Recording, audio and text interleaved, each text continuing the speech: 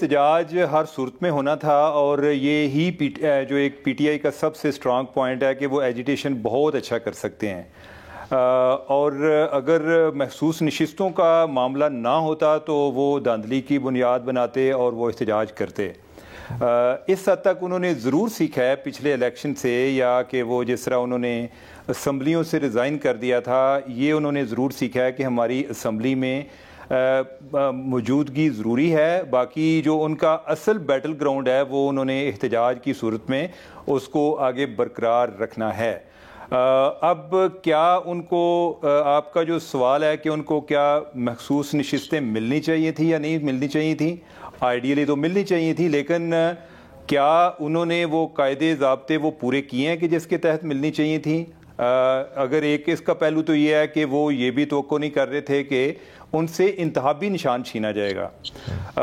لیکن میرے خیال ہے کہ جو پی ٹی آئی ہے جتنا ایجیٹیشن کی طرف فوکس کرتی ہے، وہ قانونی نکات کی طرف فوکس کرتی تو الیکشن والا معاملہ اس طرح کے ڈیلے کا شکار نہ ہوتا، یا اس میں کوئی اس طرح کے قانونی اعتراض پیدا نہ ہوتے، تو یہ آج ہم ڈسکس ہی نہ کر رہے ہوتے۔ دوسرا پھر یہ ہے کہ اگر ان سے انتخابی نشان چھن گیا اور ان کے پاس دوسرا آپشن جو انہوں نے تلاش کیا وہ یہ تھا کہ کوئی اپنی ایک پارکنگ ایریا کے جدھر اپنے سارے ممبر اسمبلی کو پارک کیا جائے، اس کے لیے انہیں ایک پارٹی کی ضرورت تھی۔ اب انہوں نے سنی اتحاد کونسل کا انتخاب کیا، وہ کسی اور جماعت کا بھی کر سکتے تھے۔ مثلاً یہ ہے کہ اگر وہ جو جن جماعتوں پر ان کی نظر تھی اس میں اگر وہ جماعت اسلامی کی طرف چلتے اور یہ مسئلہ پیدا نہ ہوتا، کیونکہ جماعت اسلامی نے کچھ نشستوں کے لیے تو اپلائی کیا ہوا تھا اپنے جسے کے مطابق، ان کو یہ آئیڈیا تھا کہ اتنی کو ہماری سیٹس آئیں گی اور اتنی ہمیں مخصوص نشستیں بھی مل جائیں گی۔ جماعت اسلامی کے ساتھ بھی ان کی نہ بنی۔ اگر وہ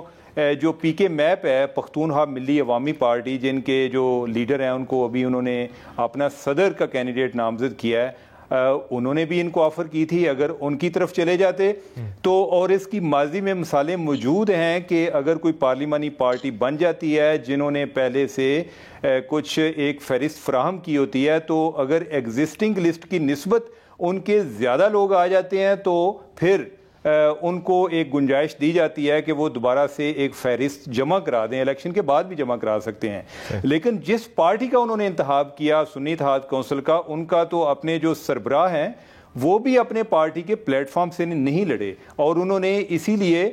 جب الیکشن کمیشن نے تمام جماعتوں کو لکھا کہ بھئی اس بات کا خیال رکھنا ہے کہ خواتین کو بھی 5% نمائندگی ہونی چاہیے، کہ کم از کم آپ کے پاس 5% خواتین ہونی چاہیے اگر جنرل الیکشن کے لیے بھی آپ